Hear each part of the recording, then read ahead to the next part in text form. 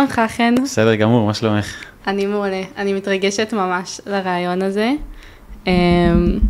ממש, כי סוף סוף יש פה משהו קצת שונה,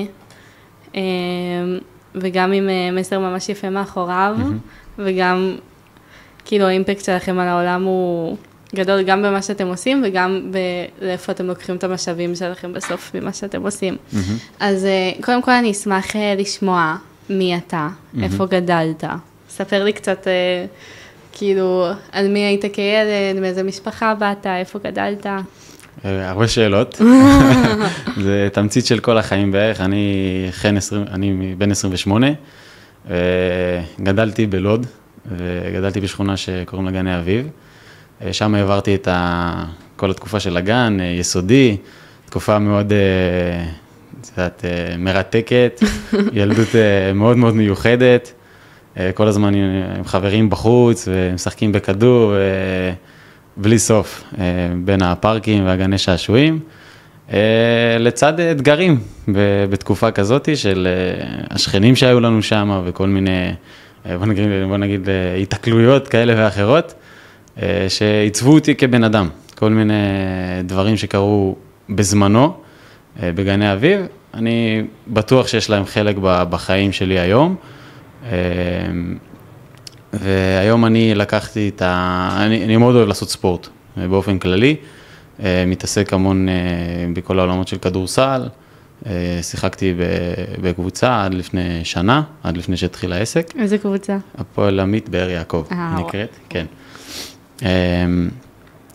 אוהב מאוד משפחה, אוהב חברים, וליהנות מכל העולמות, ולפני 4 שנים גיליתי את העולם של הטיפוס והטרקים, ובאמת הטבע. דיברת כזה שהאירועים כזה, איפה שגדלת, ייצבו אותך, אז אני אשמח לשמוע כזה, איך? כאילו, למה התכוונת שאמרת את זה בדיוק?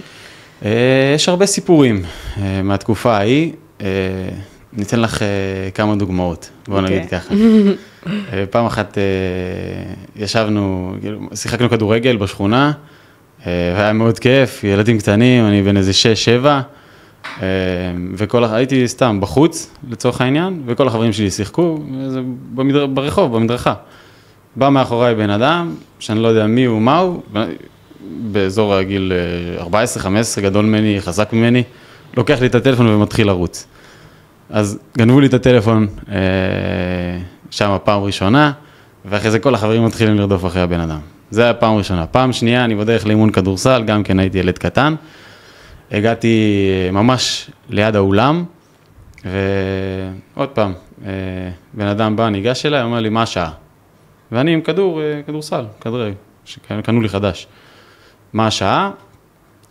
אני אומר לו, משהו 2 וזה, הוא אומר, תביא לי את הטלפון, אני רוצה לבדוק. אז אני ילד, אני לא יודע, לא מבין יותר מדי בעולם, נותן לו לראות, הוא לוקח את הטלפון ובורח. פעם שלישית, שהיה איזה, פעם אחת חזרתי מהבית ספר, ואז ניגשים אליי 3 אנשים, שאני לא מכיר, לא יודע, תופסים אותי, אומרים לי, עד שאתה לא אומר, כאילו, כללה, אז אנחנו לא משחררים אותך. תגיד את זה ואתה הולך. זה הסגנון של האירועים, שכאילו, אני יכול להגיד לך שחישלו אותי, וכאילו היום אני, לא יודע, סוג של חסר פחד כזה. יפה. לקחתי את זה לכיוון הזה של, כאילו, מי יכול לבוא? מי יכול לעשות משהו היום? אני יכול היום לבחור לעצמי, אני בחרתי, במקום לקחתי את המקום של להתחזק מזה, ולעבוד על עצמי, כדי שאני באמת אהיה חסין, גם לאירועים שקורים כאילו בתוכי, וגם בסביבה, ושאני ארגיש מספיק בטוח לעשות את מה שאני רוצה ויכול, ואני חושב שיש לזה חלק ענקי במקום הזה. ממש, כאילו הרבה מהסיפור שלך זה גם על החסינות כלפי חוץ וגם כלפי פנים. התחשלת בחיים. כן, לגמרי. מושלם, אז היא מחברת אותנו, דיברנו קצת על איפה גדלת, איך זה הפך אותך למי שאתה היום, ואז הגעת לצבא, בעצם. תספר לי קצת על תקופת הצבא שלך. תקופת הצבא הייתה, קודם כל היה לי שירות מדהים.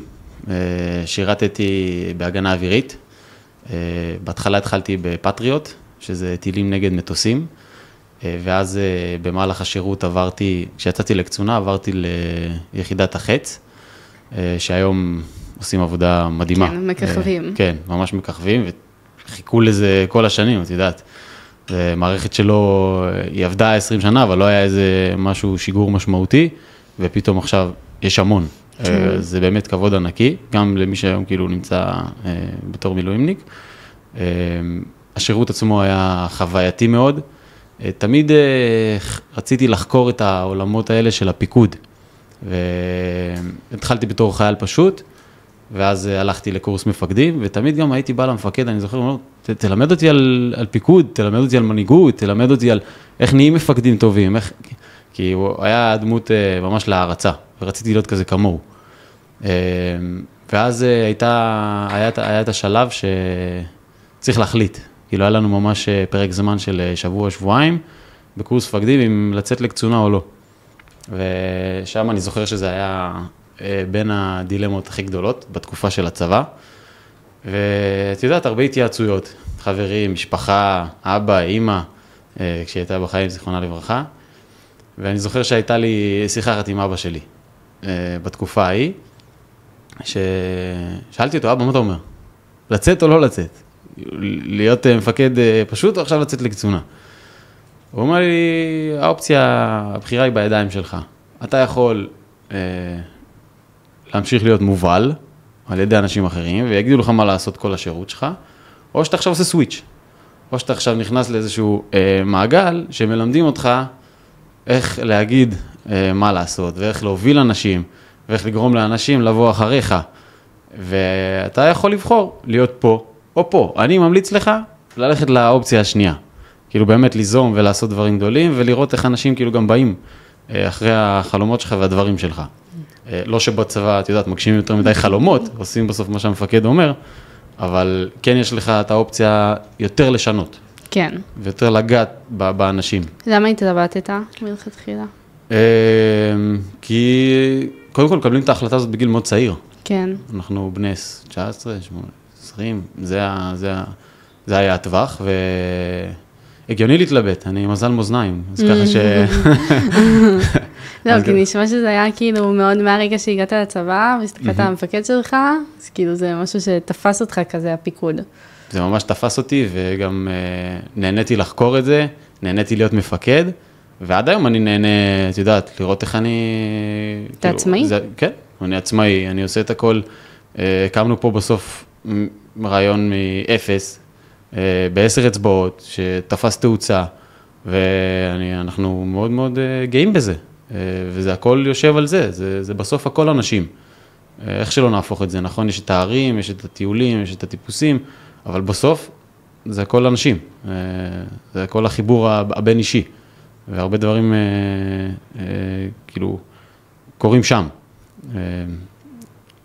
מהמם. אז אבא שלך אמר לך שעוף על זה, ובאמת יצאת לקצונה? כן, יצאתי לקצונה, עברתי לחץ, יצא לי גם לקחת חלק בשיגור המבצעי הראשון של המערכת. וואו. כן, ב-2017. לא ניכנס לפרטים, אבל כן, זה היה אירוע מאוד מאוד מרגש, שפתאום, משום מקום, היינו צריכים לפעול, והיה לי 8 שניות לקבל החלטה, וזה ציל מאוד מאוד יקר, עולה $2 מיליון לכל שיגור, אז הלכתי על זה. זה היה על הכתפיים שלך? זה היה על הכתפיים שלי, לבד, במשמרת, באמצע הלילה, קצין צעיר, יושב שם, רק סיימתי הכשרה, ודווקא במשמרת שלי, בוא נגיד ככה. אבא שלי אומר שמזל ששיחקתי פלייסטיישן כל השנים האלה, ידעתי לטפל את זה כמו שצריך, שם בזמן אמת. לא, כי צריך, את יודעת, הרבה, היה כמה פעולות לעשות, וצריך לעשות את זה מאוד מהר, וטק, טק, טק, והטיל יצא. יואו. וזה היה מטורף. ואחרי זה הייתה, כאילו, עשינו תחקירים, וישבנו שם כל הלילה, והמפקדים, והמפקד חיל האוויר הגיע, וכולם הגיעו, ובסוף מי שישב זה הקצין הצעיר שלחץ על הכפתור. והאירוע הזה גם מאוד מאוד משמעותי. שם הבנתי שכאילו, כמו שטיל יוצא, צריך שתהיה לו מטרה. צריך שהוא ידע לאיפה הוא מגיע בסוף. וצריך להיות מאוד מאוד ממוקדים, וזה אירוע באמת מכונן, שהיה לי בצבא, ואחרי זה לקחתי את האירוע הזה, סוג של כזה, מינפתי אותו, איפה שאני יכול, אז הלכתי, עשיתי הרצאות לטירונים, בקורסים שהם עברו, והייתה לי הרצאת TED שעשיתי מול 800 אנשים בצבא, כן, בנושא אחר, נושא של בריאות וסכרת וכל מיני דברים כאלה, אבל תמיד אהבתי את העולם הזה של השנייה לגעת באנשים, לספר סיפורים, ואני חושב שזה עד היום, הצבא נתן לי המון, המון, המון. מה למדת על עצמך? כאילו, איזה תכונה אתה אומר הכי התבהרה לך בתקופה הזאת בך? בצבא? כן. יש הרבה, אבל אני חושב היכולת להתמודד עם כל סיטואציה. כאילו, היום לא מפריע לי דברים חיצוניים, מה שקורה בחוץ. אני מתמקד במה שקורה עכשיו, מה שאני רואה בעיניים, אני ממוקד 2,000%, וזה, כל מה שיבוא מהצד לא מעניין. כאילו, אני יודע להתמקד במה שחשוב, ורעשי רקע הם פשוט, אני לא מתייחס אליהם. אני חושב שככה אני חי את החיים שלי היום.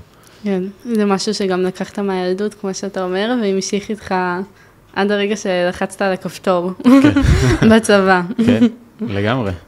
אוקיי, ואז השתחררת, ומה עשית עם כל הדברים שלמדת במהלך הדרך? ניסיתי את העצמאות שלי בדרכים כאלה ואחרות, ואת יודעת, הצלחה לא מגיעה בין לילה, אנחנו צריכים לעבור איזושהי דרך בחיים כדי להגיע למקום שאנחנו באמת רוצים, אז התעסקתי כל הזמן במחירות, כאילו מאוד מאוד אהבתי, אז בהתחלה זה היה תיווך נדל"ן, ואז תיווך של נכסים דיגיטליים ועוד כל מיני דברים כאלה ואחרים, שלא באמת הובילו לאיזה משהו כאילו גדול יותר מדי, אבל כן יומיים אחרי השחרור שלי, המפקדים שלי ידעו שאני כאילו אוהב לטייל וגם החיילים, אז הם קנו לי שק שינה, ואמרו לי יאללה, בהצלחה, ובאמת יומיים אחרי השחרור, טסתי לנפאל. כן. וזה היה תוך כדי שאמא שלי חולה בבית חולים. וואו. כן, אז זה היה חתיכת החלטה. אמא שלי הייתה בטיפולים עד לקראת סוף השירות שלי, וגם אחרי, וממש ישבנו במחלקה, ואמרתי לה, אמא, אני טס לנפאל, זה היה כזה סוג של רגע של להראות לה למה אני מסוגל, כל עוד היא בחיים, ותפס אותי איזה בחור במחלקה, הוא אומר לי, שמעתי מה אתה הולך לעשות, אני יודע שאתה עכשיו הולך לראות עולם וזה, אבל זה מאוד מסוכן, זה מאוד מאוד מסוכן, תתחשב במצב של אמא שלך, ותחשוב שוב, אם אתה רוצה לעשות את זה.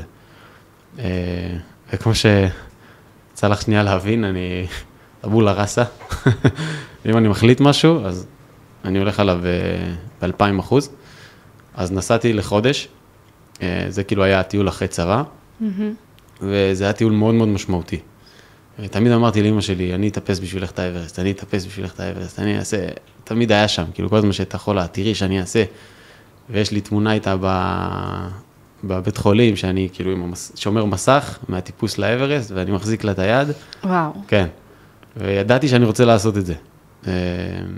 והלכתי לשם, ופשוט נפתח לי עולם, שלא הכרתי בכלל. כאילו חשבתי שאני מגיע לחלל, כזה.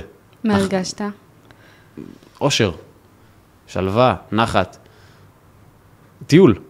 יצאתי למסע בהתחלה עם חברים, זה היה 6-7 חברים שעשינו שבוע. זה נקרא עמק הלנגטנג, מאוד מאוד יפה. סיימנו אותו, חברים שלי כולם התעייפו, הלכו להודו. סיימו את הסיפור. אני רק נפתח לי התיאבון. יש לי עוד כורח ברגליים, אז נותנים. כאילו, הגוף רוצה, אז בוא ניתן לו את מבוקשו. אז צ'יק צ'ק מצאתי חבר בבית חב"ד, שדרך אגב חבר שלי עד היום, אנחנו כזה שותפים לפעמים לטיולים וכאלה. אז מצאתי חבר, תוך 3 ימים כבר הגענו את האישורים והכל לאזור של האברסט, ונסענו. ואז שם עשינו מסע של עוד 20-22 ימים. וואו. כן, זה נקרא האברסט ושלושת הפסים, ושם באמת כאילו, זה היה החוויה הכי עוצמתית שהייתה לי בחיים. התחלתי לראות את הפסגות הכי מדהימות שראיתי בחיים שלי, לא טיפסתי אליהם, זה היה בשלב שעשיתי טרק, כאילו הגעתי לפסים בגובה 5,500 פלוס מינוס, אבל הנופים שראיתי, זה הנופים של הערים שהיום כאילו אני הולך ומטפס אותם. שמה הבנתי למדתי שיש אנשים שמטפסים על הערים האלה, אשכרה, כאילו לא רק רואים אותם, יש אנשים שבאמת כאילו חווים את זה. ואז הגעתי הביתה, והתחלתי לראות סרטים, והתחלתי להתעניין בנושא, ואז ראיתי שיש כאילו, איך עושים את זה, ויש חברות מקומיות שכן מארגנות כאלה טיפוסים. והתחלתי, שנה אחרי באתי, והתחלתי לנסות. וואו. כן. מה נראה לך שווה אותך בפעם הראשונה שנתקלת בנופים האלה?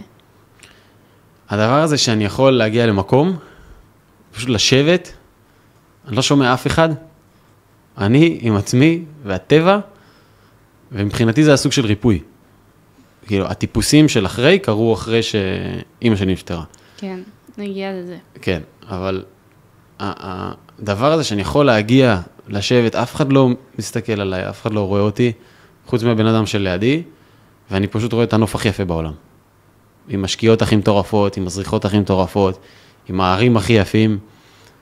הצבע של השמיים זה צבע אחר לגמרי. אנחנו פה רואים שמיים בתל אביב, זה לא אותו דבר כמו בהימאליה.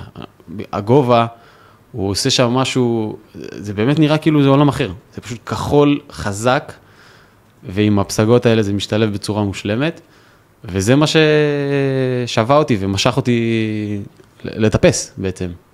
גם היית צריך את השקט הזה בסופו של דבר, כאילו היית בין 22, 23? מתי? בטיול הראשון? בטיול הראשון. 22. 22, כן. שאימא שלך חולה, ואתה רק השתחררת מהצבא אחרי שירות קבע גם, היית קצין. נכון, כן. ואתה צריך להחליט אם אתה כאילו יוצא לטיול, או נשאר עם אימא שלך בבית חולים, ונשמע שהשקט הזה היה הכרחי. לגמרי. איך זה, כאילו, מתי המחלה של אימא שלך התגלתה? מתי המסע הזה התחיל? זה גם היה מסע בפני עצמו. כן. אימא שלי וכל הבנות של המשפחה, אפשר להגיד מהצד של אימא, יצאו לטיול בפריז, משהו כמה ימים או שבוע, גג, ואז כשאימא שלי, כשהם חזרו, אימא שלי לא הרגישה כאבים, לא הרגישה שום דבר. 2018, ראש השנה, קצת לפני, היא פשוט מושיבה את, היא אומרת לנו, חן, עדן והדר, זו הייתה תקופה ששלושתנו עדיין גרנו בבית, בואו לסלון, כזה.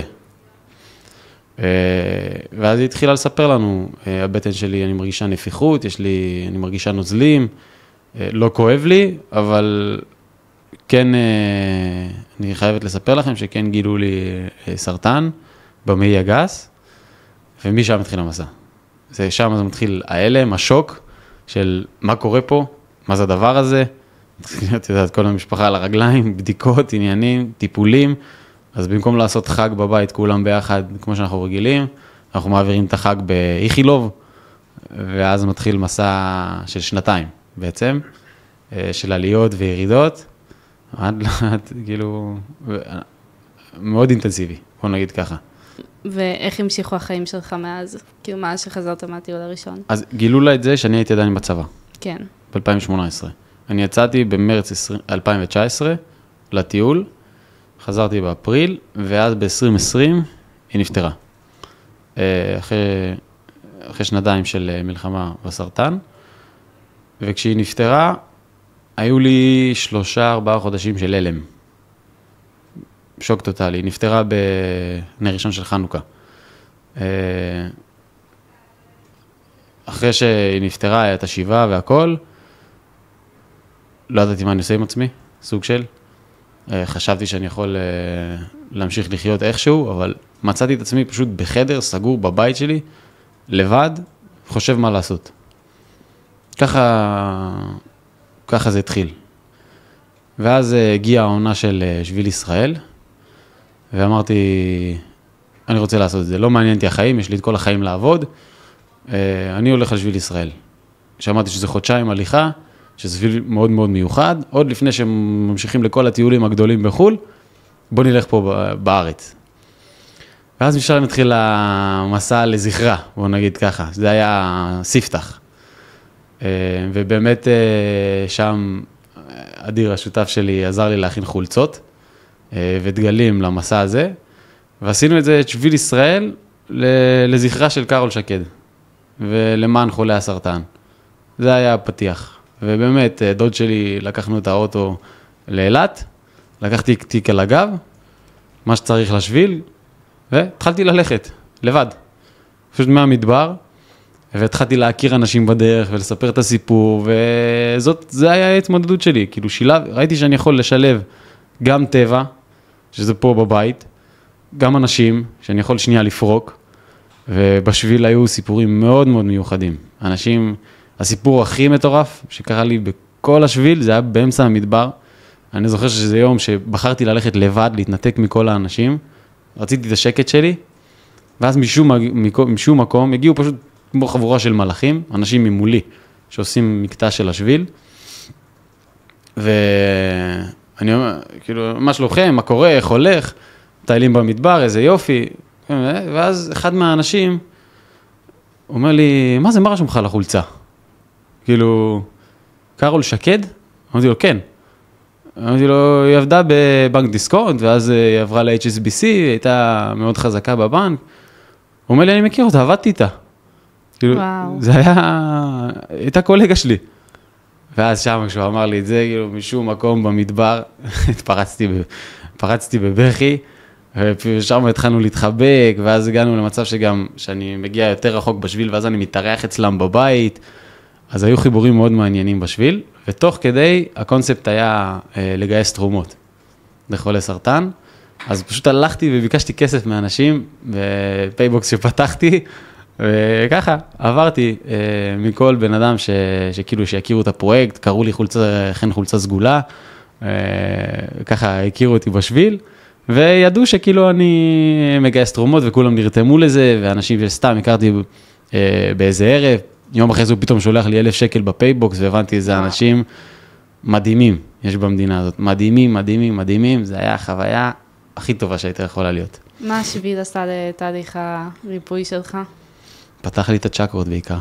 מה זאת אומרת? זה נתן לי תיאבון לעשות עוד פרויקטים, ולראות איך אני לוקח את הסיפור של אמא שלי, ומביא אותו הכי רחוק שאפשר, והכי גבוה. במדינה שלנו אין מקומות יותר מדי גבוהים.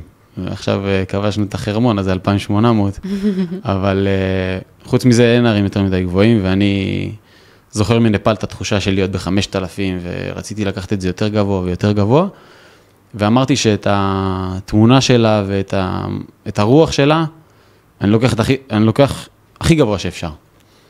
ושם זה התחיל. אז באמת סיימתי את השביל, עבודות כזה בין לבין לא משהו משמעותי, סגרתי את הטיול הבא.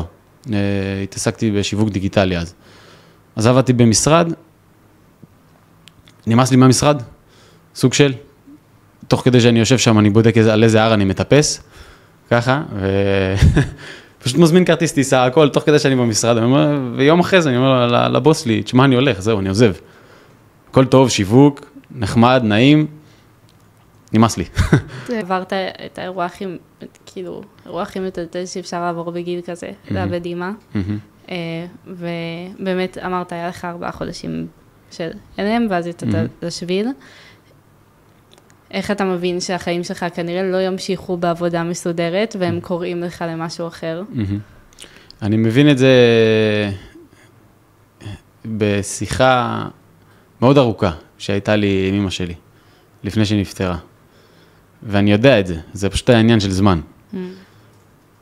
לפני שהיא נפטרה, שבוע לפני שהיא נפטרה, רשמתי לה מכתב, וחצי שעה אני מקריא לה את המכתב הזה 10 דקות, ואז היא מדברת 20 דקות, על החיים עצמם, ועל איך שהיא רואה אותי, ואיך שאני רואה אותה, כאילו ממש שיחת פרידה, זה היה.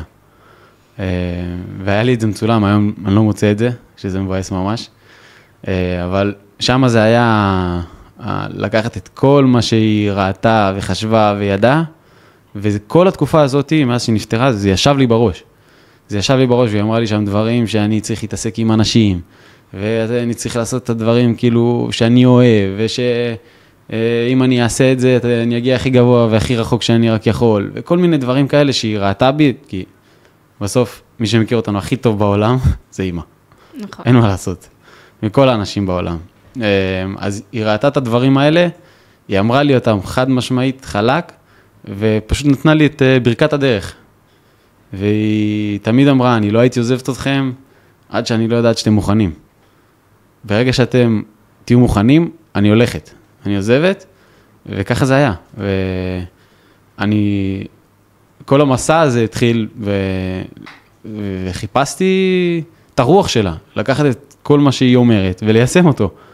זה מה שחיפשתי. היא ראתה בי משהו מסוים, ראתה את הפוטנציאל, ראתה את כל מה שעברתי, את הדרך שעברתי, אמרתי, הנה, אני מראה שאני יכול, מחזיר בחזרה, כזה. מה בדיוק במה שהיא אמרה, הבהיר לך שהמקומות שלך זה בטיפוס ובערים? היא לא אהבה את זה. מפתיע. היא לא אהבה את זה בכלל, למען האמת. כל פעם שהייתי יוצא לאיזה פרטקה כזאת או אחרת, היא לא הייתה היא לא ידעה איפה לשים את עצמה, איפה להחביא את עצמה, כי זה מאוד מפחיד. בסוף היא אימא שלי, והיא יודעת שאני הולך למקומות מסוכנים, וזה מזג אוויר שיכול להשתנות ברגע. לצורך העניין, בטיפוס האחרון שהייתי בו, היה לי מינוס 20 וזה היה מזג אוויר מדהים. זה יכול להיות מינוס 30, מינוס 40 בכיף, בקלות. אז בתור אימא היא מסתכלת, היא אומרת, אל תסכן את החיים שלך, אני לא רוצה אותך שם. אני רוצה אותך במשהו יותר מסודר, משהו יותר רגוע. אבל תמיד היה לה את הכוח הזה, להגיד, אני לא מבינה מה חן עושה, אני לא יודעת מה הוא רוצה, אבל אני נותנת גב. אני יודעת שמשהו יעשה, הוא יצליח.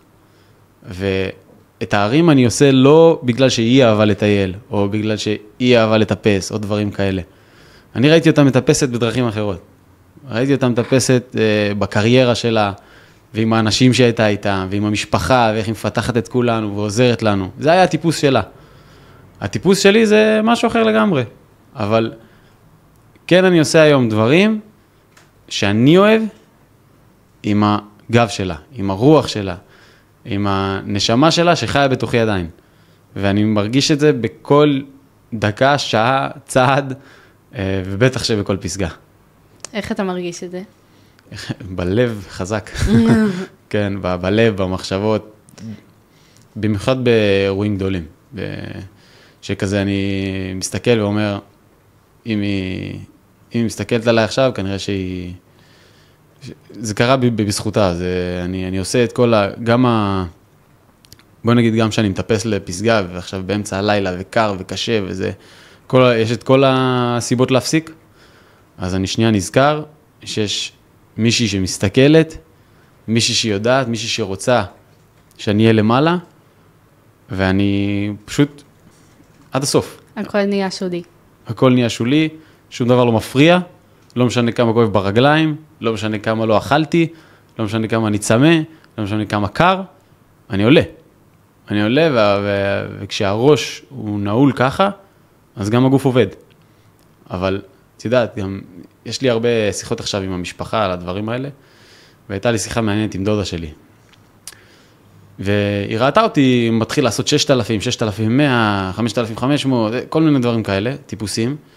והיא אומרת לי, איך בן אדם יכול לעשות את הדבר, איך בן אדם רגיל, כאילו, שחי עכשיו את החיים שלו, פתאום יוצא להר ויכול לעשות את זה. כאילו, אתה, יש לך משהו שמושך אותך. יש לך איזושהי מטרה, יש לך איזה משהו שכאילו אתה רוצה להראות לך, לעצמך ולעולם. איך אני עכשיו בתור דודה שלך יכולה לצאת לכזה טיפוס, אם אין לי איזשהו משהו שימשוך אותי. אם אין לי איזה ריגוש כזה והיום אנחנו מצליחים להראות לאנשים, שלא חייב לעבור איזה אירוע כמו שאני עברתי, כדי להגיע לפסגות מדהימות ומרשימות. ומה מצאת בפסגות האלה ובערים שלא מצאת במקומות אחרים בחיים שלך? כאילו, איך הטבע באמת עזר לך, גם בתהליך של ההתמודדות שלך, וגם בכללי, מה מצאת שם?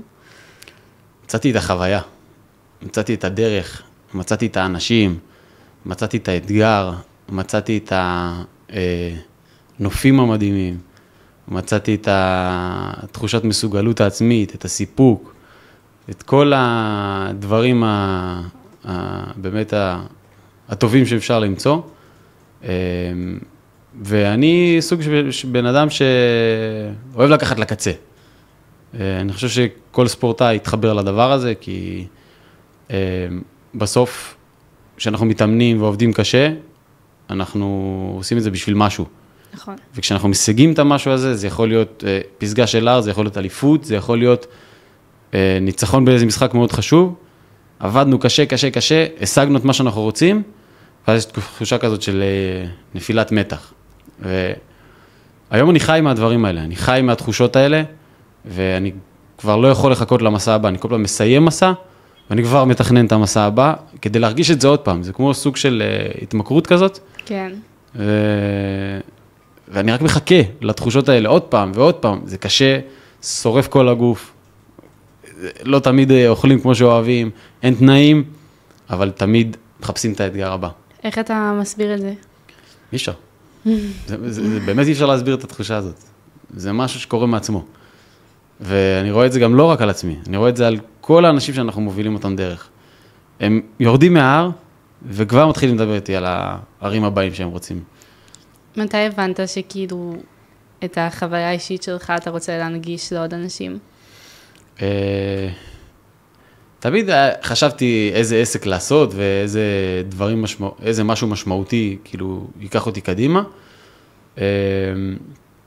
אבל הנקודה הייתה לא מזמן, לפני 1.5 שנה, שזה כבר ממש התגבש לרעיון. אחרי שחוויתי כמה טיפוסים כאלה ואחרים, וכבר התחלתי להכיר את החברות המקומיות, וככה צברתי לאט לאט כל מיני ספקים שאני יכול לעבוד איתם. אז אמרתי שאני אלך על זה בכל הכוח. שנייה, אני אקח טיפה אחורה, בין הטיפוסים בין זה שאימא שלי נפטרה לבין עד שפתחתי את העסק, עבדתי בשיווק דיגיטלי, עזבתי, ואז הלכתי לעבוד עם אבא שלי. ואבא שלי הוא מאסטר לעסקים.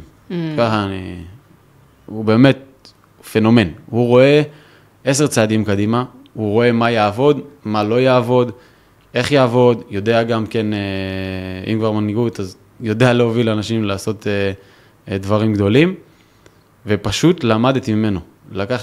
הייתי איתו צמוד 1.5 שנה, התעסקנו בתיירות שהוא עושה שמה, הוא מתעסק בתיירות פנים בבולגריה, כאילו תיירות של ישראלים בבולגריה, והוא עושה להם טיולים. ואז בנינו לו אתר, אני ואדיר, ועשינו שמה טיולים, והנגשנו את בולגריה לישראלים. וראיתי שהמודל עובד, ראיתי שאנשים מתחברים, ושם גם כן הרבה מחירות, וספקים, ולמדנו את הביזנס ביחד, ופיתחנו אותו, ואז שהגיעה המלחמה, הכל כאילו נסגר, אין טיסות, אז הראש עובד, עוד פעם, לאן עכשיו? ובאמת משם התחלנו לבנות את העסק הזה, את מה שהיום עובד. אז זה התחיל בנובמבר, שנה שעברה, אני ואדיר איחדנו כוחות, אחרי כל מיני פרויקטים משותפים שעשינו, והתחלנו לרוץ. התחלנו ממש להשקיע בתשתיות, וחשבנו איך ומה, ובאיזה צורה זה יהיה, ואיך עושים את הדברים נכון, ככה שאנשים יתחברו, ואיזה מערכות נשתמש. וכל הידע הזה של השיווק דיגיטלי, והעיצוב הגרפי שאדיר מביא איתו, ואני כאילו עם הניסיון של התיירות, והעבודה עם הספקים, הבאנו את זה למשהו מאוד מאוד מיוחד, שמשך את האנשים, מהרגע הראשון. ובאמת, אחרי חודשיים של עבודה, חשבנו על סוג של מוצר חירום, בוא נגיד לזה ככה, והרגענו משלחת הנצחה לקלימנג'ארו. וואו. כן, וזה היה בשיא המלחמה. בשיא המלחמה, בפברואר, עלינו עם 15 אנשים, שכל אחד מהם בחר להנציח מישהו, קרוב אליו או רחוק, או מישהו שהוא רוצה לתת לו את הבמה, ולקחת דגל שלו עם התמונה למעלה, לפסגת הקלימנג'ארו. וזה היה מאוד מאוד מוצלח. ירדנו למטה והתחלנו לפתח עוד יעדים, ואת כל האתר והכל התבסס בצורה מאוד מאוד טובה. והיום אנחנו כאילו, worldwide, עושים דברים מאוד מאוד יפים, ויצאו הרבה קבוצות, ומשם זה התחיל. מטורף שפתחתם עסק חודש אחרי המלחמה. כן, זה לא טריוויאלי. לא טריוויאלי. מה הוביל אתכם לפעול בכל הכוח דווקא בתקופה הזאת? זיהינו שאנשים, את יודעת, כולם באותה סיטואציה, כולם כזה ראו את הסרטונים הקשים, וכולם בדאון, ועוד חדשות לא כיפיות בטלוויזיה, ורצינו לעשות משהו שונה. אני, את יודעת, עם הפרויקטים של היזמות חברתית, שככה לחבר אנשים לאיזשהו משהו שהוא קצת שונה, משהו שהוא קצת יותר רגשי, אז עלה הרעיון הזה, של המשלחת הנצחה, ופשוט אמרנו זה. בוא נתחיל לשווק, בוא נתחיל לעשות, פרסמנו בקבוצות, והנה, 15 אנשים שירצו לקחת בזה חלק, הם אלה שיזכו, אין יותר. סגרנו את המשלחת ויצאנו. זה היה הספתח לעסק. בכלל בסיפור שלך יש הרבה מקומות של כאילו, מהקלפים שאתה מקבל, אתה ממנף אותם בטירוף. זה מוטיב חוזר. אני משתדל להיות אופטימי, בוא נגיד ככה. אני מתחבר לתכונה הזאת. כי, אתה יודע, בתור ילדים תמיד אומרים לנו, תסתכלו על חצי הכוס המלאה, תסתכלו על חצי הכוס המלאה, לא על מה שאין, על מה שיש. ואני חושב שזה משהו שמוביל אותי, מאוד. אני לא משנה מה יקרה לי, זה גם מחזיר אותי לילדות שלי. לא משנה מה קורה. לא משנה מה קורה, אני לא מסתכל על הסביבה, אני מסתכל על הסיטואציה, והופך את הלימון ללימונדה, בוא נגיד ככה.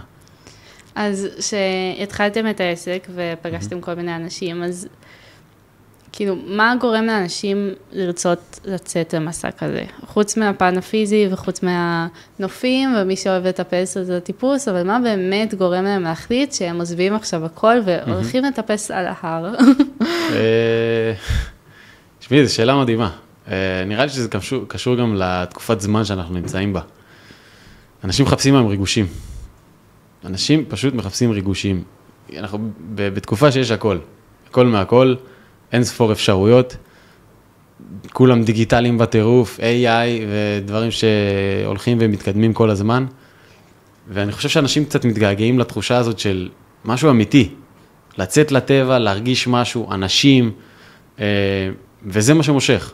אנשים שנייה רוצים איזו חוויה שהיא קצת שונה, קצת יותר מאתגרת, לבחון איפה, כמה הם מסוגלים, כמה רחוק הם מסוגלים להגיע, ואנחנו נותנים להם את הפסגה הבאה בחיים שלהם. זה מה שאנחנו מציעים להם. אחד, הפסגה הבאה שלו יכולה להיות בבולגריה. אחד, הפסגה הבאה שלו יכולה להיות בקלימנג'ארו. אחד, בהימאליה. כל אחד במקום שהוא נמצא בו. ואני חושב שאנשים רוצים, אנחנו בדור של הגשמה עצמית, כולם רוצים כאילו להרגיש יותר טוב עם עצמם. נכון. ואני חושב שלקחת את עצמך לשלב אחד קצת יותר גבוה, זה מה שאנשים מחפשים. ואז משם אי אפשר לדעת לאן זה יתגלגל, כי יש אנשים שמתמכרים, ויש אנשים שאומרים, זה הספיק לי, זהו מספיק, כאילו פעם הבאה אני אטייל עוד 10 שנים, אבל זה כל אחד מאוד מאוד אינדיבידואלי, אנחנו פה לתת לבן אדם, להגיע עוד צעד אחד קדימה, יותר גבוה. כן, אבל אנשים יכולים גם להגיד, בא לי לקחת את עצמי לפסגה הבאה, וללכת להירשם, לא יודעת, לאיזה לימודי התפתחות אישית, או לראות איזה סרטון ביוטיוב, כאילו, מה באמת גורם לאנשים להקים את עצמם? כי להשתפר אפשר בכל מיני דרכים. אפשר לחוות את עצמך, אפשר להשתפר, אפשר ללמוד. מה, לקום מהספה זה מאוד קשה בעידן הזה. נכון, נכון. זה הקאץ'. היום אפשר ללמוד הכל. גם אני למדתי הרבה דברים. אבל לא, הלמידה האמיתית קורית בטבע, בשטח, כשאתה מרגיש בגוף, בידיים, ברגליים, שקר לך, כשחם לך, זאת הלמידה האמיתית. כי מה לומדים שם? הכל. על עצמך. אתה לומד, אתה פשוט מגיע בן אדם נקי לחלוטין, ומתחיל לטפס. מה שההר מביא איתו, זה מה שלומדים. ואתה לומד להתמודד עם הסיטואציה, כל פעם מחדש. ואתה לומד לקבל החלטות לפי מה שההר אומר לך. אתה לא מחליט על דעת עצמך. כי אתה בסוף, אני יכול להגיד שאני מגיע להר עם אפס אגו. אפס אגו. אני מגיע הכי בצניעות, אני קטנצ'יק בעולם הזה, לעומת כל העולם המטורף הזה, ואני מגיע הכי פרש ונקי ומתרגש כל פעם מחדש, כי אני לא יודע מה נלמד. כל מסע מביא איתו משהו חדש ללמוד על עצמך. וככל שעושים את זה יותר, מבינים עד כמה אנחנו חזקים, או עד כמה אנחנו יודעים להתמודד. וכשמסיימים את זה, מבינים מה עברנו. וזה לוקח הרבה זמן גם להבין. כי אנשים יורדים מהפסגה, ורק אחרי שבועיים, או כאילו שבועיים בכלל מנותקים, אפשר ליצור אותם קשר. לא מבינים מה היה פה, לא מבינים מה קרה. חוויה שהיא משנה באמת משנה חיים. ואפשר לדבר איתם רק על הדברים שקרו שבועיים, 3 אחרי. רק שהדברים, הסימונים מתחילים ליפול. וזאת הלמידה. הלמידה קורית אחרי. וזה למידה שהיא פרקטית, לחיים עצמם, על עצמך, וזה לא עוד איזה קורס, או סרטון ביוטיוב, או איזה תיאוריה כזאת או אחרת שזה פרופסור אמר, זה ללכת ללמוד מהטבע, ממה שההר מביא איתו. וחשוב מאוד להישאר צנועים, אני מאוד מאוד מתחבר לזה. זה, כאילו זה משהו שלקחת מהערים ואתה מיישם אותו במציאות היומיומית שלך? אני חושב שכן. אני חושב לא משנה איזה פסגה אני אגיע אליה, אני חושב שאני תמיד אשאר עם הרגליים על הקרקע, בגובה העיניים, כמו שאמא שלי לימדה אותי. והטבע מאוד מאוד עזר לזה. כי בסוף אני יכול להיות, את יודעת, הכי גיבור בעולם, ולצאת למסע מטורף של פסגה בגובה 6,000, 7,000, 8,000, ואז הטבע יגיד לי, לא, כאילו, רד למטה. ואין לי מה לעשות עם זה. אני צריך להקשיב לו. זה מבאס. אני רציתי להגיע לגובה 7,123, להר שנקרא ברונצה, בנפאל, ובמהלך הדרך התחילה סופת שלגים, והכל נהיה לבן, לא ראינו כלום. ראיתי את החבל, ככה 3 צעדים מלפניי, את הבן אדם שמלפניי, ואחריו כבר לא ראיתי כלום. כיסה אותנו ענן שלם, לפסגה אנחנו כבר לא נעלה, כולם יודעים את זה, וצריכים לקבל את הסיטואציה, שגם לפעמים לא תהיה פסגה, וגם שיורדים מההר, זה בסדר. ההרים מחכים. החלומות הגדולים שלנו הם שם, הם נמצאים, הם רק מחכים להזדמנות הנכונה. שיהיה מזג אוויר טוב, שהתנאים יהיו טובים, שאנחנו נרגיש טוב, שנבוא יותר מוכנים. ואצלי זה בערים, כל אחד והמטרות שלו, את יודעת. אז זה עניין של מוכנות מאוד מאוד גדולה, ולדעת לקבל סיטואציות. זהו. אז אתה אומר כאילו אנשים באים לעשות טיפוס, משהו לא פשוט, והם מקבלים שם דברים שהם יכולים ליישם אחר כך בכל דבר שהם יפגשו. כי כמו שאמרת, אפשר לטפס על פסגה של 7,000 מטר, שלא יודעת אם אנשים מבינים מה זה אומר אפילו, לעבור את כל הדרך הזאת, ואז להתקל בסופת שלגים. וזה בדיוק כמו שבחיים אפשר, לא יודעת, להקים עסק, להוציא עליו מיליונים. נכון. לעלות, להשתפשף, ופתאום העסק נסגר. כאילו הטבע ממשיל באופן מושלם את החיים האמיתיים. אתה אומר, זה כמו סימולציה כזאת, שכאילו אחרי זה אתה יוצא ומממש את זה? לגמרי. זה החיים עצמם. זה לגמרי החיים עצמם. זה כאילו לוקח את כל החיים לתקופה של שבוע, שבועיים, חודש, תלוי איזה הר בוחרים לטפס, אבל זה לוקח את כל מה שעברת בחיים, לתקופה מאוד קצרה, ומלמד אותך עוד משהו לשלב הבא. לאיזה אנשים היית כאילו ממליץ על דבר כזה? אני יודעת שזאת שאלה כללית, כאילו. כן. כי זה, אבל אנשים באיזה מצבים בחיים? נגיד, במיוחד היית אומר, תבוא איתי. הייתי רוצה להגיד לך, כאילו, אנשים שנמצאים בנקודה שהיא קצת יותר, יודעת, קשה, כואבת, ודברים מהסגנון הזה, אבל מצד שני, אני רוצה להגיד לך שלא כל מי שיוצא להרים הוא בנקודה כזאת. אנשים יוצאים להר כי בא להם, כי הם רוצים לחוות משהו חדש. אז אלה האנשים הרלוונטיים, המתאימים. אם יש לך איזה משהו שאתה רוצה ככה לחוות שהוא קצת שונה, אז תגיע. אנשים שרוצים ללמוד, אנשים שרוצים להכיר חברים חדשים לחיים, חברים לטיפוסים, שהם יכולים לצבור שם, כי בסוף, שיוצאים למסע, יוצאים עם אנשים שנשארים איתך לאורך כל הדרך, הופכים פשוט למשפחה ממש קטנה, משפחה חדשה לגמרי, שלא הכרת, והיא איתך על ההר, וזה מה שיש. מעצבנים, לא מעצבנים, בדרך כלל אנשים שיוצאים להרים, אנשים מאוד מאוד טובים, שאוהבים טבע, וכיף מאוד להתחבר, והחיבורים מאוד מאוד יפים, אבל אתה מקבל משפחה לחיים, ואתה מקבל אנשים מקומיים, שמדריכים, והספקים והכל, שדואגים לך, אנשים שרוצים חוויה שהיא קצת שונה ממה שהם חוו עד היום, בוא נגיד ככה. ומה דרוש בשביל שהם יגיעו לפסגה? נדרש מהם קודם כל הכנה פיזית, של בין 2-3 חודשים. שוב, זה תלוי באתגר שבוחרים. זה גם מאוד תלוי איזה הר הם בוחרים לטפס, כי אם את תבחרי עכשיו הר שהוא למתחילים, אז תעשי הכנה שהיא בהתאם. של 2 חודשים, אימוני מדרגות, שחייה, דברים מהסגנון הזה.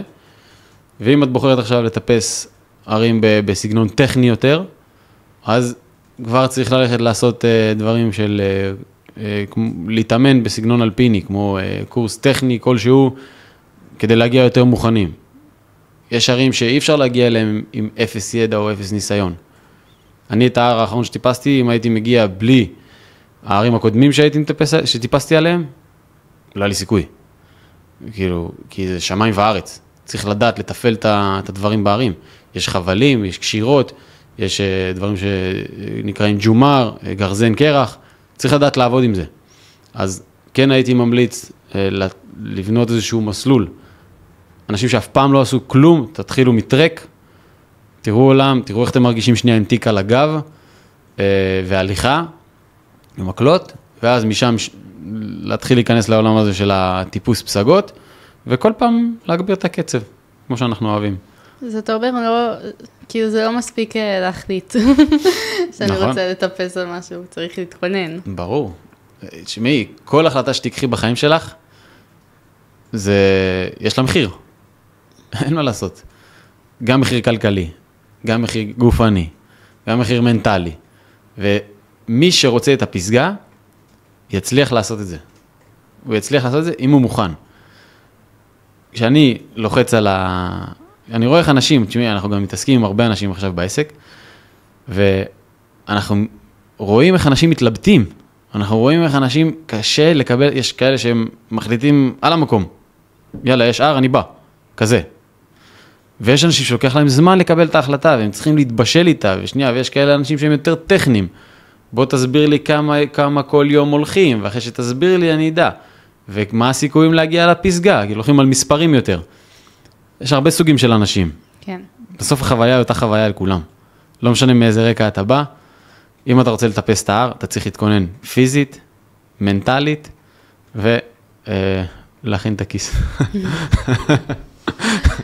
ואיך אתם עוזרים לאנשים להתכונן? כאילו, מה ההבדל בין להגיד, טוב, אז אני הולך לטפס את זה, אז אני אתייעץ עם איזה חבר שמבין בערים, או יגיד לי מה אני צריך לעשות, אני אעשה את זה, ואני אצא לדרך. כאילו, למה צריך חברה לכל הדבר הזה? אפשר לעשות לבד. אני גם אומר את זה לכולם. צריך לעשות הכל לבד. אבל אם אתה רוצה מישהו שקצת מכיר את העולם, היה במקומות האלה, ואתה יכול לסמוך עליו, שיכין אותך כמו שצריך, ככה מטיול או 2 שהוא עשה בחיים שלו, אז תבוא אלינו. זה יעלה לך קצת יותר, לא הרבה יותר, אבל אתה מקבל, קודם כל, אותנו, אתה מקבל את ההכנה שאנחנו עושים פה, והיא כוללת הרבה דברים בדרך. האנשים תמיד שואלים אותי, אני רואה אותך בכלל בתהליך הזה עד שאני יוצא להר, כי חברות אחרות, אתה יודע, אתם סוגרים טיול וזהו, מקבלים את הטיול, הכל טוב ויפה. אצלנו יש סדרה של מפגשים, עד שיוצאים להר.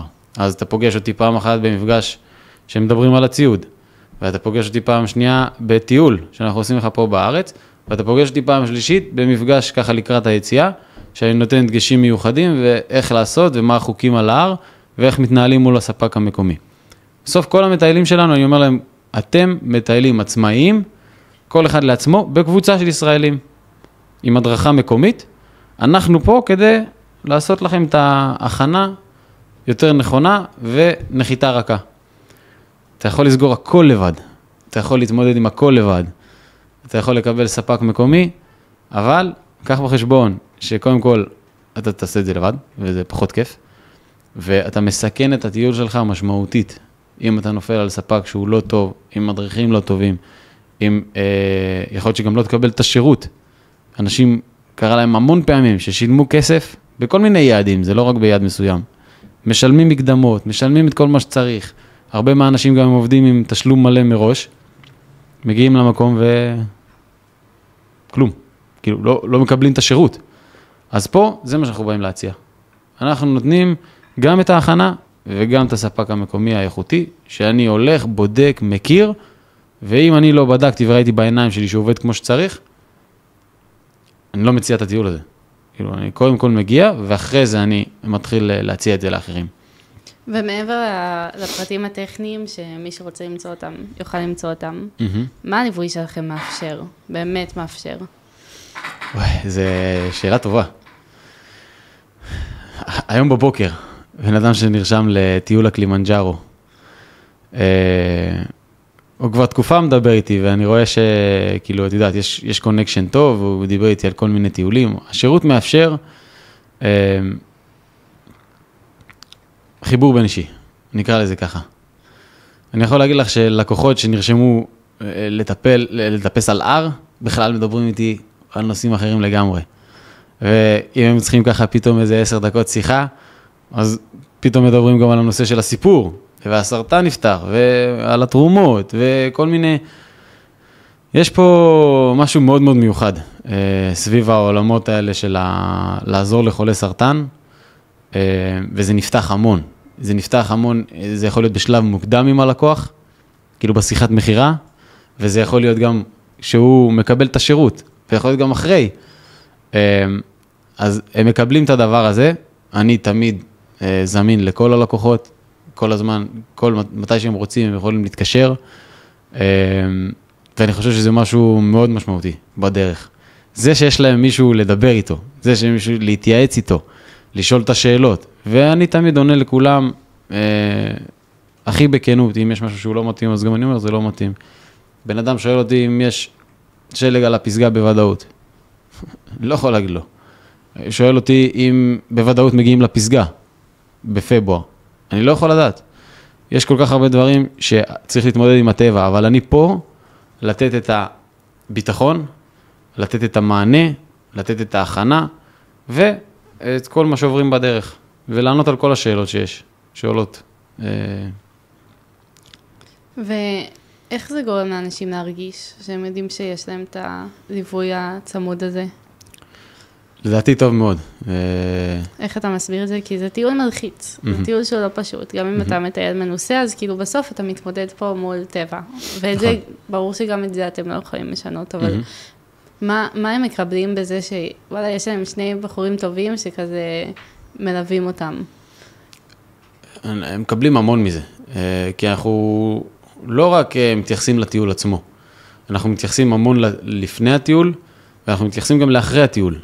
יש לקוחות שגם עשינו להם ככה מפגש במסעדה, ושואלים איך היה ומה היה, ואנחנו מאוד מאוד משקיעים באנשים שלנו, ואנחנו משאירים אותם קרוב, ואנחנו עושים גם פה טיולים בארץ, שהם תמיד יכולים להצטרף, ואני חושב שהם מקבלים סוג של קהילה, הם לא מקבלים רק אותנו, שאנחנו זמינים להם לכל דבר שהם ירצו, הם מקבלים עוד חבורה של מאות אנשים, שהם מתחלפים ובאים לטיולים, והם פוגשים אותם, וזה מה שהם מקבלים. לפעמים מגיעים אלינו אנשים, שככה ראו, שמעו את הסיפור, כי אנחנו שולחים לפני כל שיחה, את הרעיון שעשיתי בחדשות 13, עם ירדן הראל וקובי מחט, ושם אני מדבר גם כן על הסיפור, ועל העניין של התרומה, ועל ההנצחה של אמא,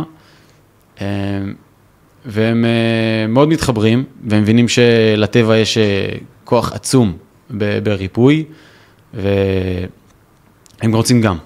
הם רוצים גם לצאת לאיזושהי דרך כזאת. ויש לנו אנשים שאנחנו, הם ממש איבדו את הקרובים שלהם, ואנחנו עושים להם דגלים להנצחה, הם נרשמים למסע, אנחנו מכינים להם את הדגל עם התמונה של הבן אדם שהם איבדו, וואו. והם לוקחים אותו איתם, בדיוק כמו שאני עושה, לאמא שלי, אנחנו עושים לאחרים. אז אם יש אנשים שכן רוצים למצוא, לעשות משהו משמעותי, עם מסר, אז גם בשבילם אנחנו פה. וחשוב לנו להראות שבאמת אפשר לצאת מהמקום הכי חשוך וכואב, ולקחת את החבל ולהתחיל לטפס. להתחיל לטפס שלב, שלב, עם כל מה שהדרך מביאה איתה, עד לפסגה. זה מה שאנחנו באים להראות פה. והטיפוס מתחיל כטיפוס פיזי, שם בערים, אבל הוא ממשיך הרבה אחרי. לגמרי. לגמרי, הוא ממשיך וממשיך, ותמיד יהיה את האתגר הבא. ואת יודעת, אנחנו במנטליות של מערבים, אין מה לעשות. אנחנו תמיד רוצים יותר, תמיד אנחנו רוצים עוד. לא יודע אם זה הכי בריא, אבל נולדנו לזה. כי אם תשאלי אנשים מהמזרח, זה לא ככה. מה שיש מספיק, הכל טוב. אנחנו, לצורך העניין, טיפסנו על הקלימנג'ארו, הנצחנו, חוזרים הביתה, רוצים עוד. אז הטיפוס ממשיך וממשיך וממשיך, והוא לא באמת נגמר. אתה יודע מתי הוא נגמר. כולנו יודעים מתי הוא נגמר, אבל כל עוד אנחנו בחיים ורוצים לעשות משהו משמעותי, אפשר להמשיך לטפס ולהגיע כמה שיותר רחוק וגבוה. מהמם. ומה היית אומר על השקט הנפשי שאתם נותנים לאנשים שאתם איתם? מה הייתי אומר? כן. שאנחנו רוצים להמשיך לעשות את זה. אנחנו פה לתת שירות. אנחנו רוצים שאנשים ירגישו בטוחים בזה אנחנו רוצים שאנשים ירגישו בטוחים במקום הכי לא בטוח. בוא נגיד ככה.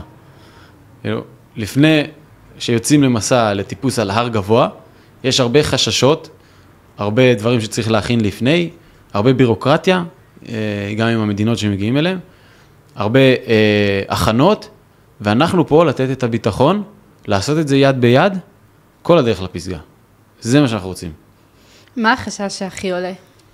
תוך כדי, לפני? וואי, הרבה. בעיקר העניין של הגובה. כן. איך מתמודדים, מה עושים, איך מרגישים, מה זה מחלת גבהים, זה החשש הגדול. ואיך אתם תומכים בזה?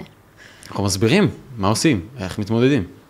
אז יש לזה חלק עצום בהכנה גופנית, שצריך להכין את הגוף באימונים שהם ספציפיים, מתאימים את השרירים ואת הנשימה למצבים כאלה.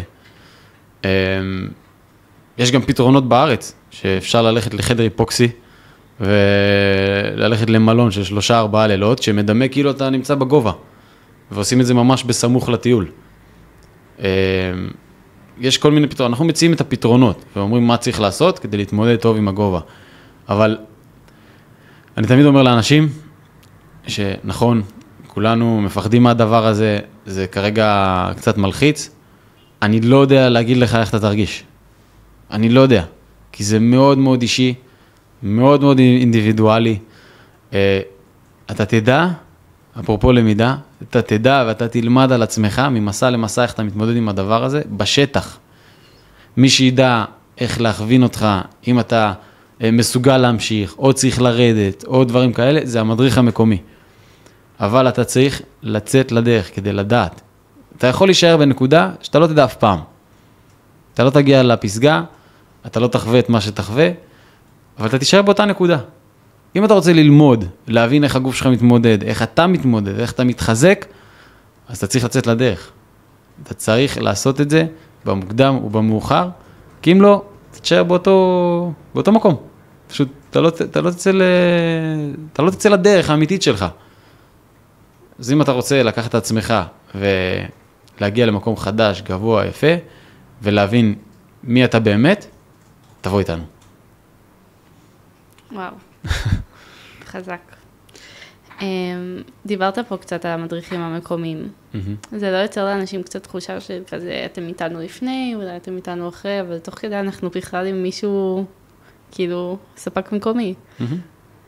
מה, כאילו, איך הליווי שלכם מתבטא גם תוך כדי המסע, גם עכשיו שהם בחוויה אותנטית עם מישהו מקומי, איך מרגישים כאילו, אתכן ואת אדיר? קודם כל, זה גם משהו שעולה המון, ואת יודעת, התרגלו כל הזמן לצאת עם מדריכים ישראלים פה מהארץ, אנחנו מביאים משהו שהוא קצת שונה, על בסיס הדרכה מקומית. אני יכול להגיד לך שהחוויה עם מדריך מקומי היא הרבה הרבה יותר אותנטית, מקצועית מאוד, כי הם חיים שם, הם מכירים את ההר פרפקט, 100%, ואנחנו לא הולכים שום מקום. אני ואדיר זמינים כל הזמן, אנחנו נותנים לכל קבוצה מכשיר לווייני של מגנוס, יש ראש קבוצה שאנחנו בוחרים, ואנחנו פשוט מנחים אותו. אתה אומר לנו, בוקר טוב, יצאנו מהמחנה, ערב טוב, הגענו למחנה, כולם מרגישים בסדר. אם קרה משהו, אנחנו זמינים, אנחנו כמו חבר טלפוני, וזה נותן להם את הביטחון, שיש מישהו, קרה משהו, ישר מפעיל את הספק המקומי, ונותנים מענה. זאת אומרת שהליווי הוא כל הזמן, הוא לא רק עד למסע, הוא גם בתוך המסע וגם אחרי. מהמם. אז אתה קם בלילה עם מגנוס, מלילה טוב ובוקר טוב. כן, היו אירועים. ושאתה רואה כאילו, אתה רואה המון אנשים שמתמודדים עם המון חששות, יוצאים מהאזור נוחות, ובסוף בוחרים בעצמם. כאילו, מה יש לך להגיד על ההשקעה הזאת בעצמך? וואי, זה כיף. זה כיף לראות אותם. כיף לי שלקחנו את ההחלטה הזאת, לעזור לאנשים להגיע למקום הזה, שהם פתאום מרגישים עוד קצת יותר טוב עם עצמם. אני שם את עצמי מחוץ לתמונה. כיף לי לראות את האנשים מתפתחים, כיף לי לראות את האנשים גדלים, כיף לי לראות את האנשים מחוברים לדבר הזה, כי בסוף זה משהו שהוא חדש, לא הרבה אנשים עושים את זה. ואנחנו פה מביאים משהו שהוא ככה מחבר בין כולם, ואני חושב שכל מי שיבחר להשקיע בעצמו, זה יהיה יותר טוב מכל דירה שאי פעם הם יקנו, זה יהיה יותר טוב מכל מניה, זה יהיה יותר טוב מהכל. אם אתה תבחר בעצמך, אתה תשיג את הדברים הכי, הכי, הכי טובים בחיים, נקודה. אין ספק בכלל, חד משמעית.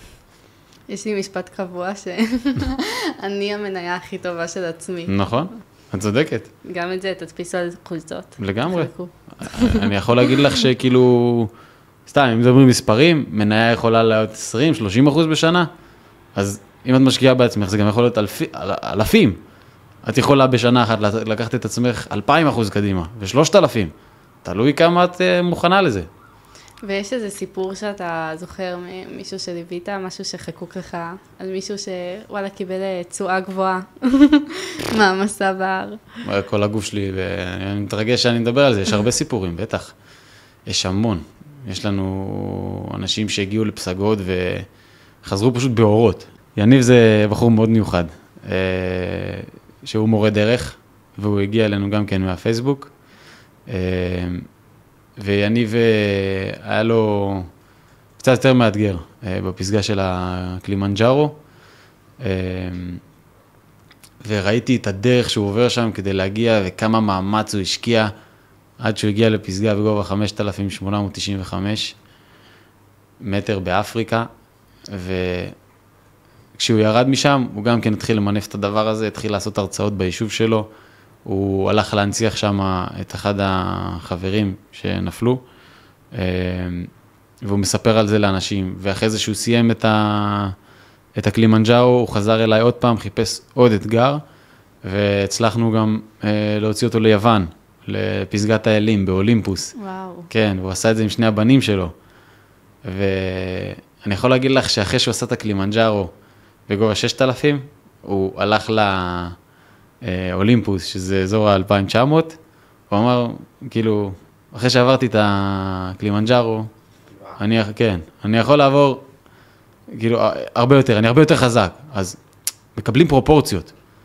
עברתי משהו קשה, אני עכשיו מגיע למשהו חדש, ואני זוכר שהתמודדתי עם משהו הרבה יותר חזק, אז היום זה כבר בא לי יותר חלק. ואני יכול להגיד לך שגם אנשים חוזרים לפה לארץ ממסעות, וגם הדברים היומיומיים, נגיד הדברים שקורים במשרד, ודברים שקורים בחיים שלהם, במשפחה, פתאום נהיים הרבה יותר פשוטים. פתאום כזה, זה מה שהטריד אותי? זה מה שהיה לי קשה? על זה חשבתי, עם זה התמודדתי? וואלה, זה כלום, זה צ'יפס. היום אני עובר את זה כאילו בדילוגים. אז זה מה שהערים עושים, בעיקר גם בחיים עצמם, וזה מה שאני מאוד אוהב. שהסתכלת עליו מבחוץ, כאילו, איך ראית אותו? איך הוא נכנס אליכם ואיך הוא יצא? הוא באמת מלך. כיף, היה כיף לראות את התהליך. באמת שהיה כיף לראות את התהליך, לראות איך הוא הגיע אלינו, גם כן עם חששות כמו עם כולם, להתמודד עם משהו כזה בפעם הראשונה, ולבוא ולקחת את עצמך מאתגר לאתגר. זה לא משהו שהוא פשוט, תוך כדי תקופת מלחמה, והוא עושה הרבה מילואים באזור שלו, והוא עדיין מוצא את הדרך. אז זה מדהים. ומה זה עשה לו כבן אדם? כאילו ראית פתאום משהו נפתח כזה אצלו? חד משמעית. ראיתי משהו נפתח אצלו, ראיתי משהו שגם נפתח בפניי, היה לנו הרבה שיחות ארוכות גם כן על ההר, והוא המליץ לי לעשות כל מיני דברים בשביל עצמי, הוא עשה קורס מדריכי אתגר בזמנו, והוא אמר שזה משהו שהוא כאילו מאוד מאוד ממליץ עליו, ובכללי, כל מה שיוצא מהלקוחות והקשרים וההמלצות, אז אנחנו מעבירים מאחד לשני, וזה מה שכיף בביזנס הזה. כן, בניתי משפחה. כן, משהו כזה. אני אשמח שנדבר כמה מילים כזה, אנחנו לקראת סיום, אבל אני עדיין הייתי שמחה לשמוע קצת על התרומות, כזה על החיבור בין מה שאתם עושים לתרומה לחולי סרטן. אז זה חיבור, החיבור הוא חיבור מאוד מאוד חזק לחולי סרטן, כי בסוף כל העסק הזה התחיל מזה שאמא שלי נפטרה מהמחלה לפני 4 שנים, והסבתא של אדיר גם כן נפטרה מהמחלה, והיום אנחנו עושים כל מה שאנחנו יכולים כדי להחזיר בחזרה. אנחנו יודעים כמה קשה וכמה כואב התהליך, לא רק של הבן אדם עצמו, שזה סופר קשה שחולה, אנחנו יודעים כמה קשה גם למשפחות, לאנשים שמסביב לחולה עצמו, ואנחנו יודעים כמה כל דבר קטנצ'יק שנותנים לבן אדם, יכול להרים אותם ויכול לעזור להם, זה פשוט מחמם את הלב, לראות איך כל פעם שאנחנו באמת שולחים כסף לתרומה, האנשים מעריכים את זה בטירוף, והם מקבלים מתנות שהם כאילו רק מבקשים, הם צריכים לבקש והם מקבלים, ואנחנו, זו זכות ענקית שיש לנו את האופציה לעשות את זה, והלוואי שנהיה רק בצד הנותן, ושרק נמשיך, ושזה קורה על בסיס חודשי. אני שולח הודעה, שולחים לי דרישה מהמחלקה, לצערנו יש הרבה מקרים, וכל הזמן יש דרישה, אז אנחנו פה כדי לתת יד ולסייע, וגם לימדו אותנו, את יודעת, שנותנים, מקבלים הרבה יותר, אז הלכה למעשה, אנחנו באמת זכינו לתת, ואנחנו גם מרגישים בעסק שלנו, שכל פעם שאנחנו נותנים, מישהו רואה מלמעלה, וזה מחזיר לנו. אז אני גם מציע לכל אחד, אם יש לכם משהו לתת, תיתנו אותו, ותראו איך היקום יחזיר לכם, ובענק. וואי, אתם מדהימים. אתם מדהימים כי אתם נותנים פעמיים. נכון. זה גם דרך העסק שלכם, אתם נותנים לאנשים שבאים אליכם, זה די חוויה משנת חיים. וגם עם מה שאתם נותנים להם, מה שאתם מקבלים מהאנשים שאתם נותנים להם, אתם נותנים שוב. נכון, כאילו יש לנו הרבה שיחות על זה, אני ואדיר. העסק הזה נוגע בכל כך הרבה מקומות. אז שהוא נותן לנו המון, בתור המנהלים שלו. זה נותן גם לנו, זה נותן גם לאנשים שקרובים אלינו, זה נותן גם ללקוחות שלנו, חלק מהלקוחות שלנו כבר היום עובדים איתנו, אז זה נותן להם פעם שלישית, וזה נותן לאנשים לצורך העניין גם במקומות, לספקים המקומיים. אנשים מקבלים כסף מהדבר הזה, אנשים מתפרנסים בזכות העסק הזה. אנחנו נותנים לחולי סרטן, אנחנו נותנים, כאילו, כיף שיש לנו המון המון המון מעגלים שאנחנו נוגעים בהם, וממשיכים לגעת בהם, ושזה רק יגדל וימשיך ויצמח, וזאת המשאלה שלנו, זה מה שאנחנו רוצים להשיג, ובידיעה שמישהו או מישהי מסתכלת, רואה, שומעת, עם האמונה הזאת אנחנו רצים. אז באמת מה לדעתך, אמא שלך ומה סבתא של אדיר, הייתה אומרת על מה שיצרתם היום? נראה לי היה שוק טוטלי. סוג של אלם, כי זה התפתח נורא במהירות, ואני חושב שאנחנו היום חיים באמונה, שהם באמת יודעות שזה היה מה שהיינו צריכים לעשות, ולעשות את זה ביחד, בשיא העוצמה, ולדעתי הם היו מאוד שמחות לראות את מה שקורה. ואיפה אפשר למצוא אתכם?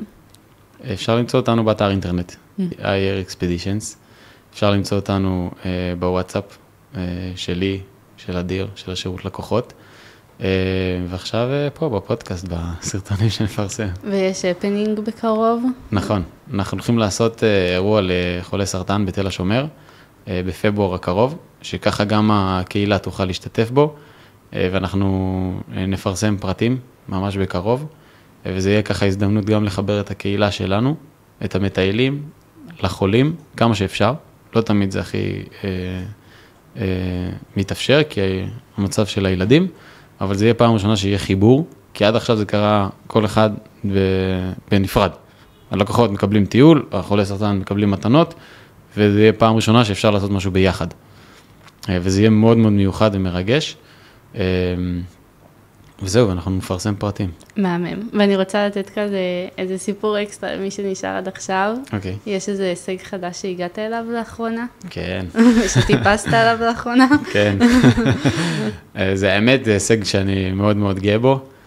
זכיתי להיות הישראלי ה-12 שהגיע לפסגת עמד הבלם בנפאל, בערי ההימאליה, והדרך לשם הייתה פשוט מדהימה, עם נופים, עוצרי נשימה, סופר קשה, סופר טכני, כל הגוף עובד, בשונה מהר רגיל שאני עובד בעיקר עם הרגליים, הייתה פה עבודה גם של ידיים, גם של רגליים, גם חלקים מאוד מאוד טכניים, עם הרבה דברים שצריך לדעת ולהכין מראש, והתמזל מזלי, ההר אפשר לי לעלות למעלה, והוריד אותי גם בשלום, יש דברים שלמדתי על עצמי מהטיפוס הזה, אבל ההישג הזה הוא היה מאוד מאוד מרשים, והאתגרים הם מאוד... אז מה הפסקה הבאה? אני רוצה ללכת בקיץ למון בלן, ביולי, הפסגה הכי גבוהה באלפים, 4,800 מטר, ולאחר מכן אני רוצה בספטמבר, בעזרת השם להפוך לישראלי הכי צעיר על המנסלו, שזה 8,163. וואו. כן. נכנסים לליגה של הגדולים. ממש. כן. טוב, חן, תודה רבה. היה מרתק. תודה רבה. תודה על מה שאתם עושים. ויאללה, שכמה שיותר אנשים יגיעו לכם. אמן, אמן, אמן. נתראה דש מהאלפים. תודה. נמסור לכולם. נגיע.